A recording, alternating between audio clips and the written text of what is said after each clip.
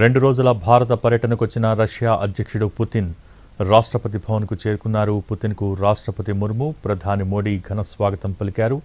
త్రివిధ దళాలు పుతిన్కు గౌరవ వందనాన్ని సమర్పించాయి. అయితే మరి కాసేపట్లోనే ఇక్కడి నుంచి రాజ్ఘాట్కు చేరుకుంటారు పుతిన్. అక్కడ మహాత్మా గాంధీకి నివాళులర్పిస్తారు. అలాగే 11:50 హైదరాబాద్ హౌస్కు వెళ్తారు. ఇండియా రష్యా 23వ వార్షిక శిఖరాగ్ర సమావేశంలో పుతిన్, మోడీ పాల్గొంటారు. ఇక 2 గంటల పాటు వార్షిక శిఖరాగ్ర సమావేశం జరగనుంది. ఈ సమావేశంలో పలు కీలక అంశాలపై చర్చిస్తారు, ఒప్పందాలు కుదుర్చుకుంటారు. శిఖరాగ్ర సమావేశం ముగిసిన తర్వాత మధ్యాహ్నం 1:50 పుతిన్, మోడీ సంయుక్త ప్రకటనను విడుదల చేస్తారు. ఆ తర్వాత రష్యా ప్రభుత్వ అధికారిక ఛానల్ను భారత్లో ప్రారంభిస్తారు. ప్రధాని మోడీ ఇచ్చే వర్కింగ్ లంచ్కు పుతిన్ హాజరవుతారు. అలాగే భారత్ మండపంలో ఫిక్కీ, రోస్ కాంగ్రెస్ సంయుక్తంగా నిర్వహించే వాణిజ్య కార్యక్రమంలోనూ పుతిన్, మోడీ పాల్గొంటారు. రాత్రి 7 గంటలకు రాష్ట్రపతి భవన్లో రాష్ట్రపతి ద్రౌపది ముర్ము నిర్వహించే విందుకు పుతిన్ హాజరవుతారు.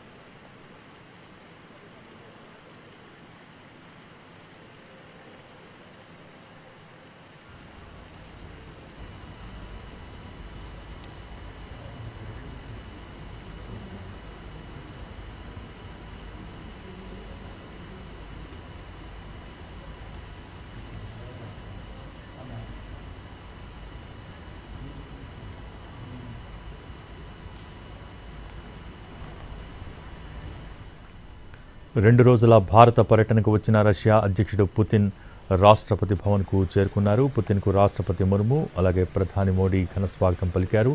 త్రివిధ దళాలు పుతిన్కు గౌరవ వందనాన్ని సమర్పించాయి. ఇప్పుడు ప్రస్తుతం రాజ్ఘాట్కు చేరుకుంటారు పుతిన్. అక్కడ మహాత్మా గాంధీకి నివాళులర్పిస్తారు. 11:50 హైదరాబాద్ హౌస్కు వెళ్తారు. ఇండియా రష్యా 23వ వార్షిక శిఖరాగ్ర సమావేశంలో పుతిన్, మోడీ పాల్గొంటారు.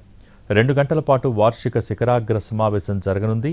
ఈ సమావేశంలో పలు కీలక అంశాలపై చర్చిస్తారు, ఒప్పందాలు కుదుర్చుకుంటారు. శిఖరాగ్ర సమావేశం ముగిసిన తర్వాత మధ్యాహ్నం 1:50 పుతిన్, మోడీ సంయుక్త ప్రకటన విడుదల చేస్తారు. ఆ తర్వాత రష్యా ప్రభుత్వ అధికారిక ఛానల్ను భారత్లో ప్రారంభిస్తారు. ప్రధాని మోడీ ఇచ్చే వర్కింగ్ లంచ్కు పుతిన్ హాజరవుతారు.